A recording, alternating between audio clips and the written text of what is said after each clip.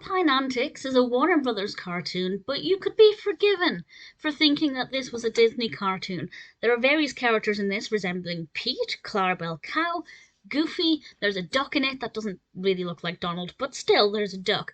But we also have Beans, and Beans is a character I rather like. This was released in 1936, directed by Jack King and written by Melvin Miller.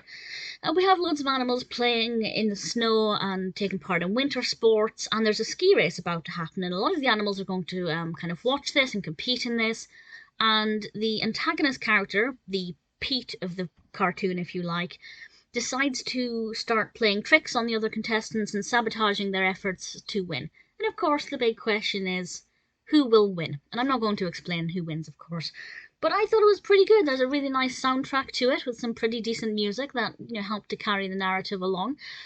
I feel like it maybe got a little bit slow towards the end. They could have kind of shaved off a good 30 seconds, 40 seconds, not lost anything, and it would have been a little bit tighter and just, steadily enjoyable rather than dipping just that little bit there.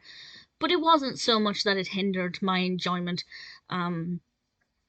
I really like Beans in this cartoon. I mean, I like Beans the several times that I've seen him as well.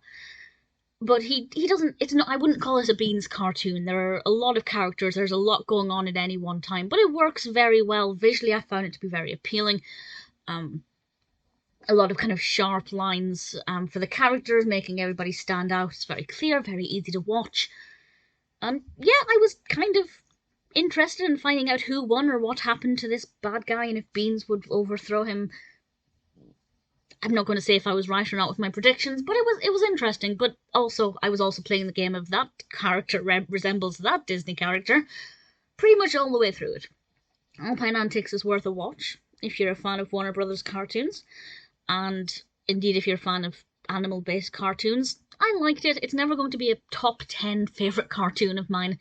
It doesn't have anything too unique about it, but it was pleasant, relatively consistent, and definitely worth a watch.